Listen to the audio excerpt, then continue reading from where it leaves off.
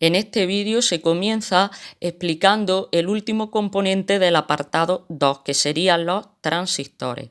Ya habíamos visto otros tres componentes como son la resistencia, los diodos y los condensadores. Pues ahora se va a ver lo que sería el transistor. Primero vemos el dibujo. Ahí vemos un encapsulado de color negro con tres patillas. Vamos a la definición y os dice: un transistor es un semiconductor con tres terminales, el emisor, la base y el colector. Y tiene dos usos principales, como interruptor y como amplificador de la corriente. Luego, primero, el transistor os dice que es un semiconductor, o sea, también el diodo, habíamos hablado de esto, están formados por materiales semiconductores que tienen propiedades intermedias entre materiales conductores y materiales aislantes.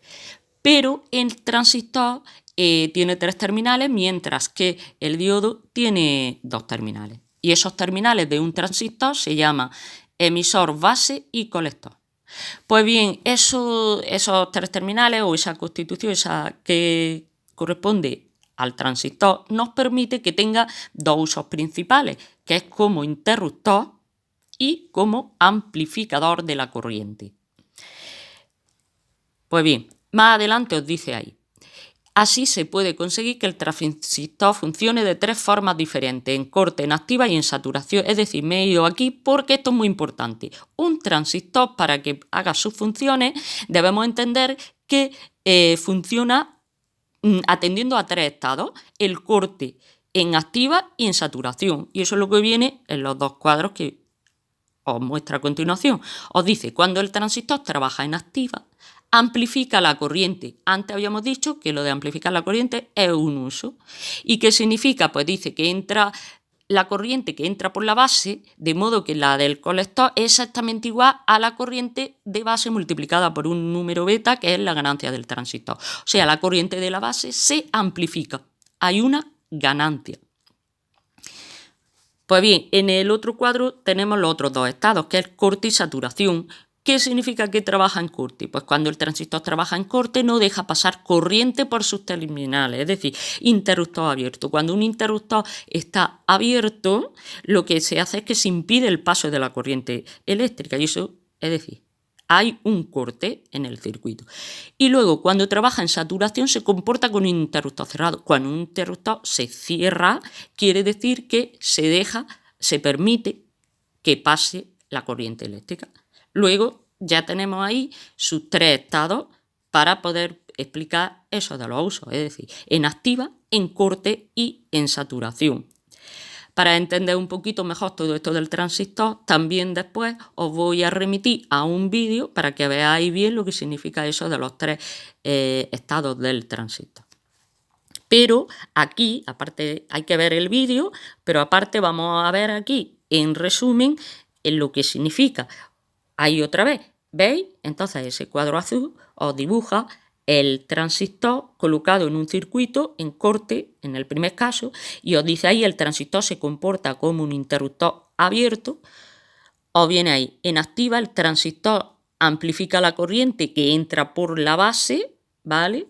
Y en saturación, el transistor se comporta como un interruptor cerrado. Esos son los tres estados y que es muy importante. Y como os digo, os remito a que veáis otro vídeo para poder terminar de entender los tres estados.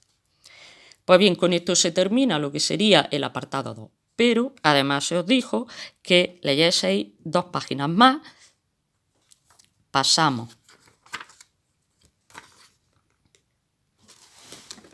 Primero era esta página, la página 41, en la cual pues os habla de un componente que también en electrónica utilizamos, algo que es importante conocer, y no nos vamos a detener, simplemente vamos a detenernos en los cuadros rosas, que sería la fuente de alimentación.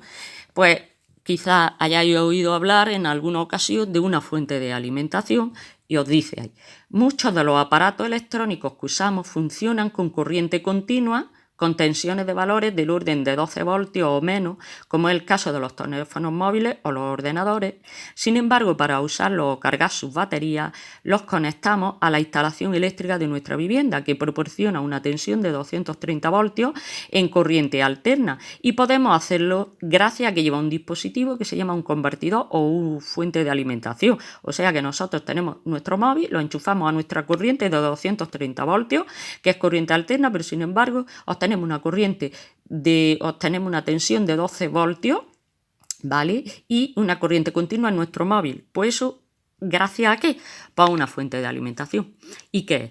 En el cuadro rosa os dice las fuentes de alimentación están formadas por una serie de componentes conectados de tal manera que puedan transformar la corriente alterna de un valor de tensión en corriente continua del valor adecuado. O sea, va a ser un dispositivo que te va a permitir que se transforme esa corriente, esa tensión que necesita el móvil, pues se puede obtener gracias a que se transforma desde que tú lo conectas a lo que sería tu enchufe de tu casa hasta lo que sería hasta obtener esa corriente modificada hasta llegar hasta tu móvil.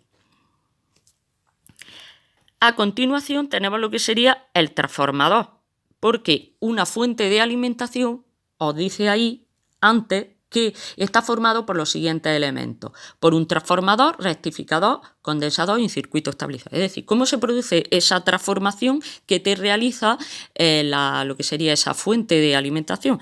Pues mediante un transformador. Es uno de los componentes que tiene esa fuente de alimentación. ¿Y qué es? Pues el transformador es un componente electrónico que transforma la corriente alterna proporcionada por la red eléctrica de tensión igual a 230 voltios en corriente alterna de tensión igual al valor de funcionamiento del aparato que va a ser alimentado por la fuente, como se puede ver en la figura 30. O sea, el transformador es lo que te modifica en concreto la tensión dentro de la fuente de alimentación. El transformador te modifica lo que sería el valor de la tensión para que tú puedas obtener la tensión adecuada para poder usar correctamente el aparato de que se trate. Pues bien, seguimos con la página 43, que simplemente es ver el cuadro rosa para que conozcamos el concepto de lo que es un circuito integrado. El circuito integrado, el apartado 4, os dice que se utiliza para controlar el tiempo durante el cual se suministra tensión a otro circuito conectado a él y de este modo pues controlar su tiempo de funcionamiento. Bien, los circuitos integrados también van a ser un encapsulado que va a tener un montón de patillas. Os puede sonar de haberlo visto pues en algún dispositivo, cuando lo habéis abierto por dentro y habéis visto qué es eso, pues es un circuito integrado. La explicación de cómo funciona, qué es un circuito integrado, no se puede hacer en un vídeo de estas características, que es muy corto, muy breve, pero simplemente saber que existe, ¿vale?